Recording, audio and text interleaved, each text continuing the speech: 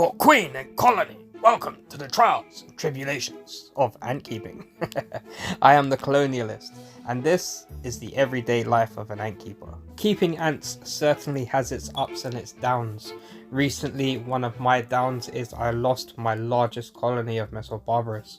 I don't know what happened while I was away, but something caused a mass die-off and the colony just went extinct, and it's one of the hardest things I had to come home to face. But on the upside, one of the founding colonies that I had from Ants Davy, they've been growing really well, and they've been able to take up the outworld which I had given to the larger colony, and they have placed the Wakooshi nest inside of it, and at the moment these ladies seem very happy with the new territory that they have inherited. I currently have 3 species of Messors that I'm keeping. I have this colony of Messor Barbarus, I have the Messor Wasmani, and I have the Messor Arenarius, which is the largest species, and they're quite amazing. The colony is still quite small, and I'm hoping that we'll see a lot more growth over this year. The Messor Wasmani's growth is probably on par with this Barbarus colony here.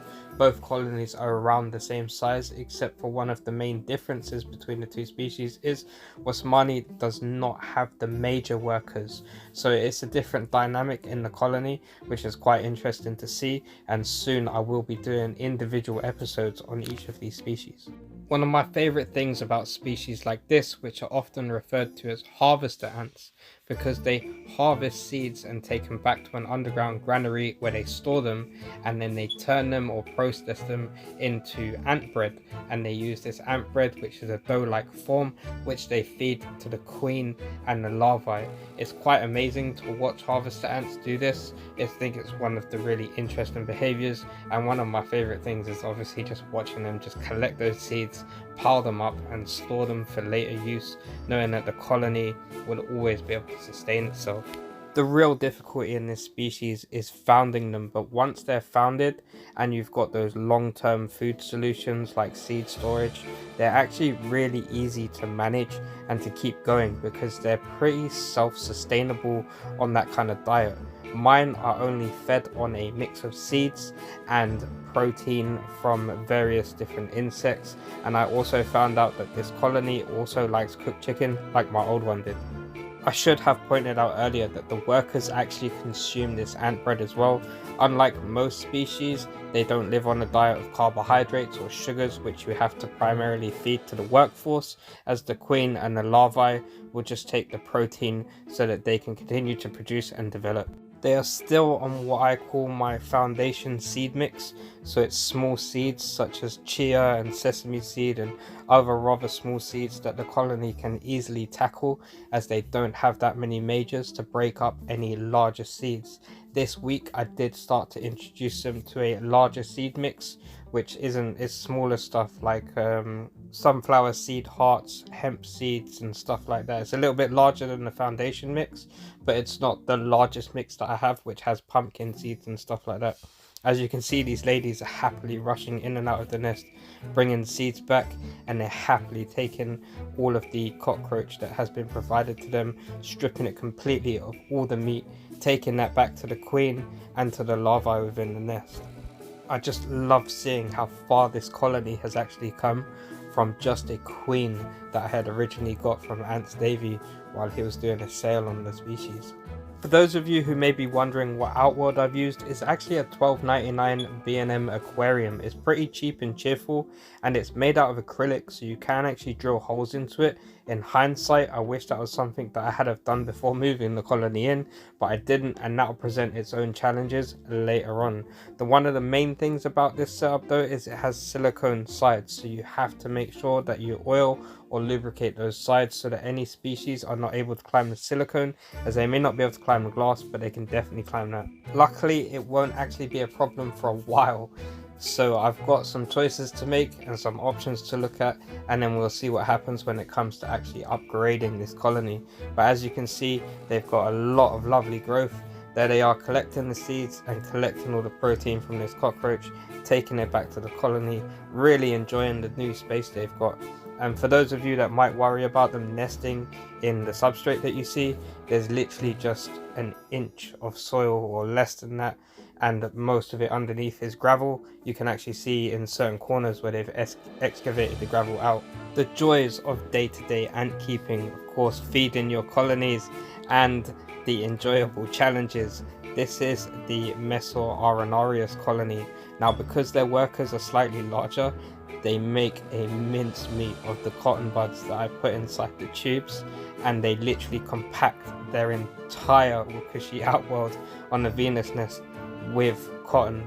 Sometimes they make sort of little nests out of it, so it could be tricky, but it's absolutely insane the large amount that they can build up just from tiny bits of cotton that they shred. Messors tend to be what I refer to as like a docile species.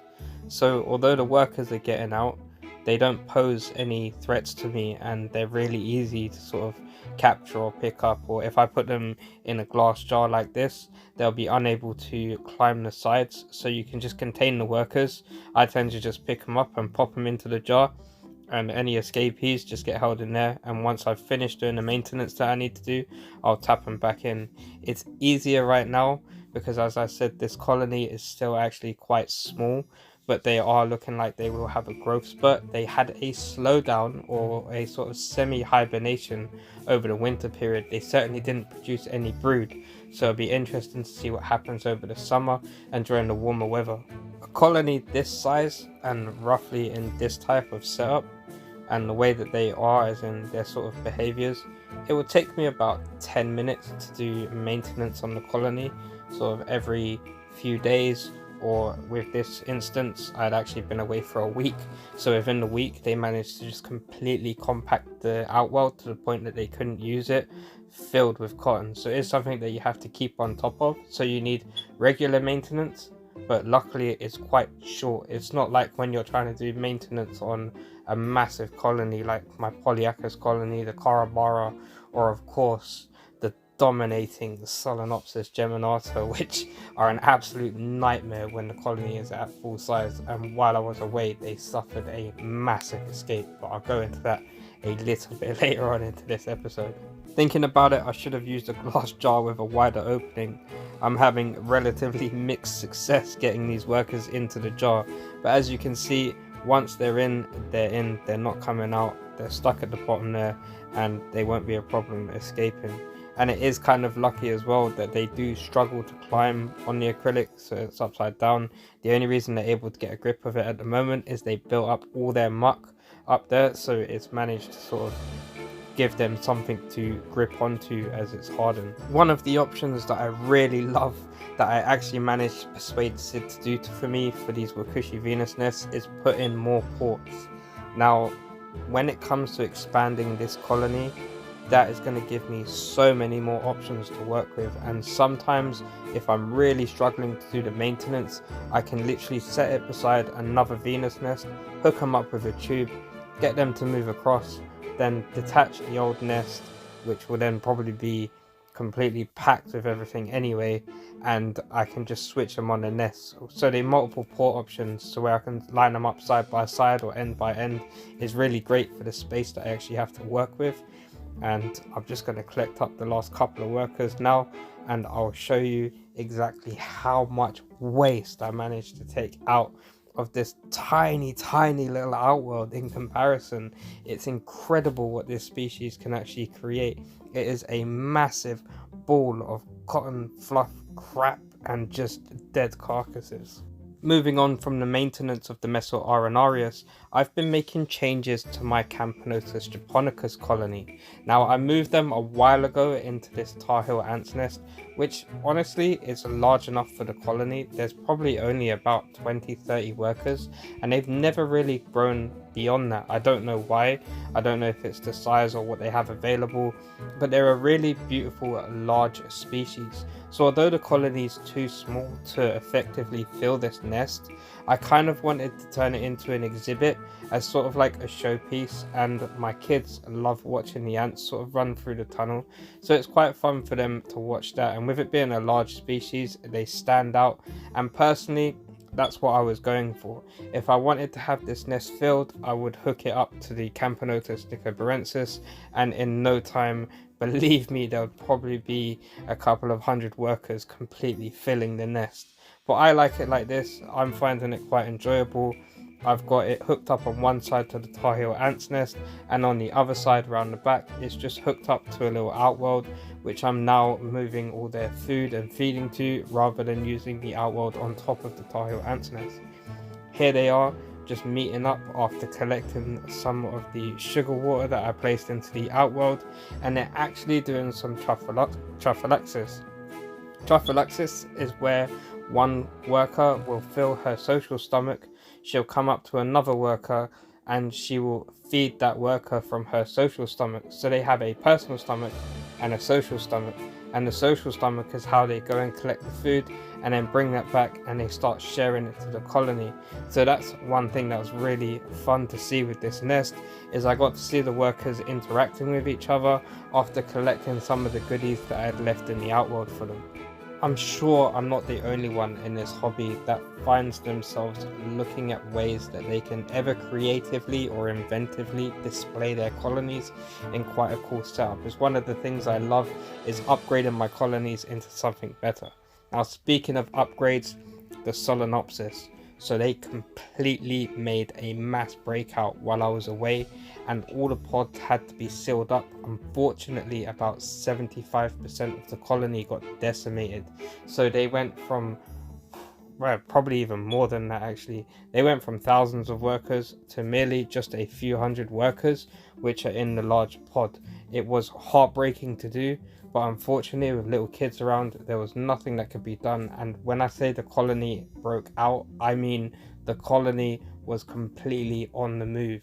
They had decided their escape they had been made, and they just completely went for it. So it was unfortunate, but luckily I've managed to sort of save the colony. The colony can regrow, and they'll be regrowing into a really cool setup, so I can't wait to get into that. This is just me feeding them to try and tempt them out of the pod, as they had actually been locked in the pod for like a week or so, so I wasn't too sure on the condition of the colony.